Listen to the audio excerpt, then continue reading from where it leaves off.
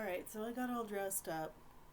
The makeup look apparently owes to Robert Palmer's Simply Irresistible today, but anyhow, I got all dressed up today to talk to you about government waste and fraud and what I think DOGE is going to find, which is a big fat nothing, because where they're looking is absolutely in the wrong spot.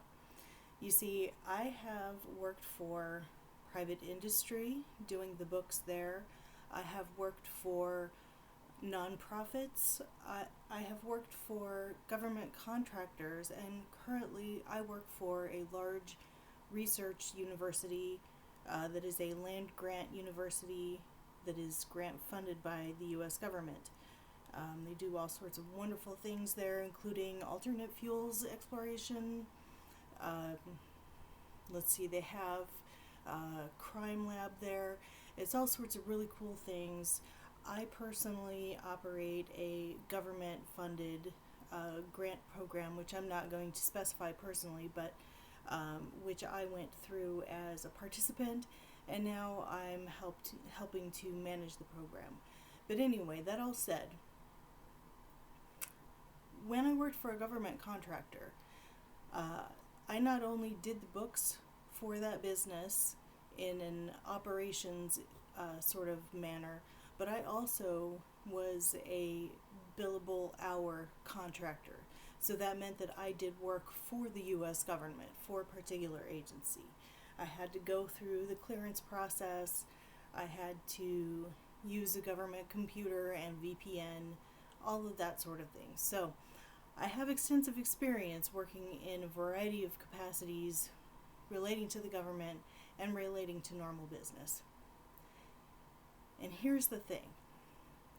In all of these capacities, what I learned is that you have to be accountable for where you spend money.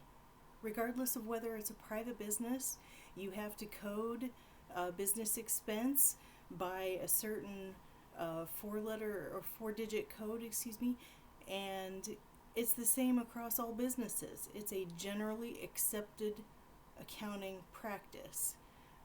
It's very similar to the way that you'll find the same four-digit code for produce across all of your supermarkets, okay? It's very similar to that. And, that's just with a regular business. So you have to be very accountable for what's a business expense and what's not.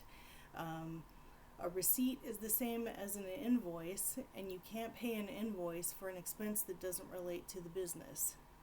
Same thing with a receipt.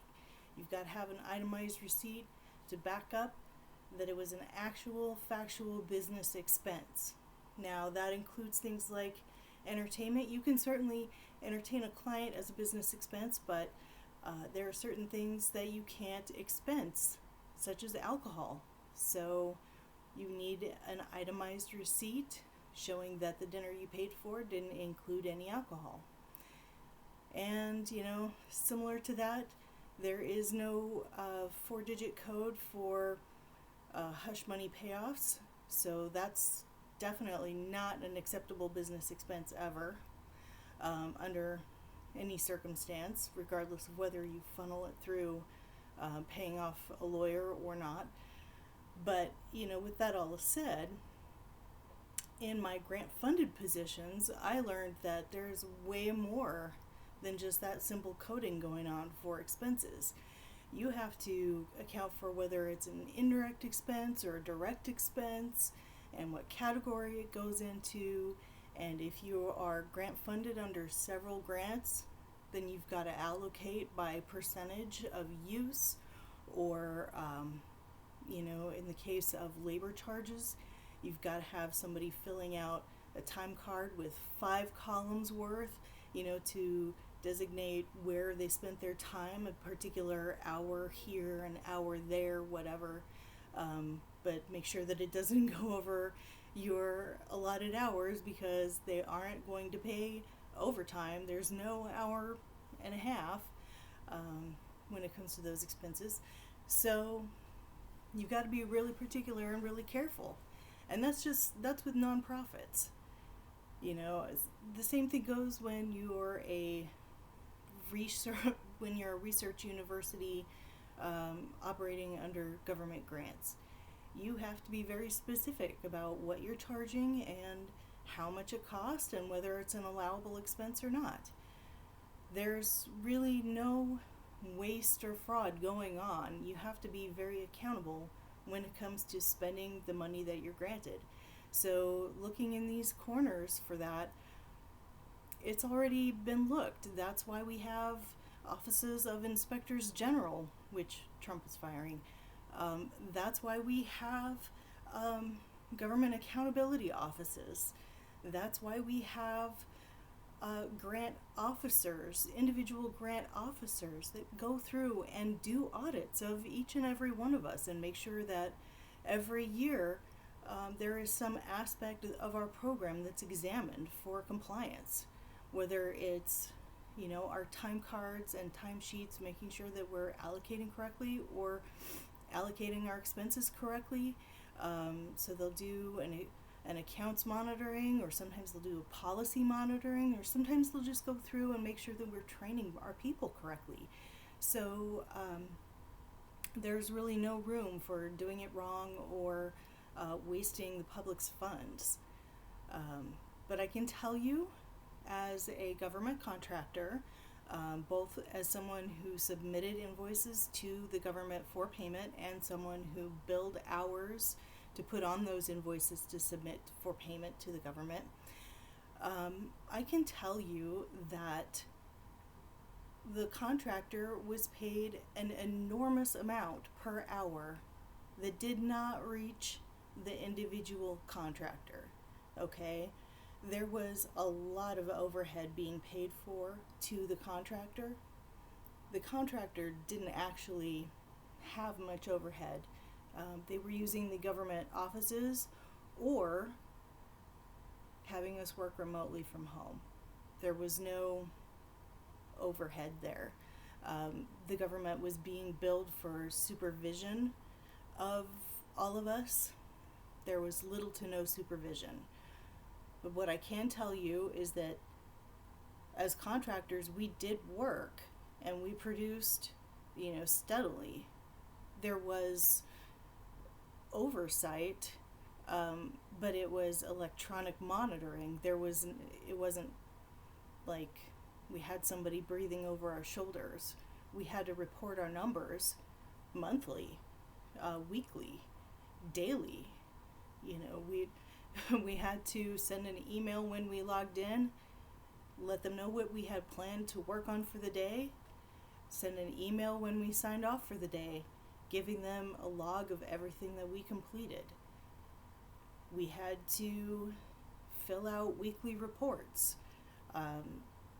When I worked in the operations role for this government contractor, I saw that we had to send in an aggregate report for all of the services that we provided to the government to show them, all the various activities that we performed. So it's not as though there was no accountability, but in terms of the dollars spent, I am sure that the dollars spent to the contractor for getting this work performed probably was more. Probably a lot more than if the government had simply hired all of us as staff directly and paid us on without paying the contractor their overhead or supervision costs. There we had double layers of supervision between our own company supervisors and between the government supervisors. So it's not like we didn't have oversight. We had plenty of that. But what I'm saying is, where each of us was paid a certain dollar amount per hour by our company, the government was paying multiples of that to our company for our services, way more than they would have spent to just employ us directly. So that is where you're going to find government waste. You're not going to find much fraud because, like I said, there is layers of accountability built in to whether you've got the inspector generals, whether you've got individual officers that oversee your work and review your reports and ensure that you're making benchmarks and progress. You're not going to find it there. What you are going to see is that the individual companies that the government has hired, because, get this, there was too much government waste initially, they've just ballooned the expenses by hiring government contractors. So, ironically, you're going to find that, providers such as, General Dynamics or SpaceX are really where the waste is.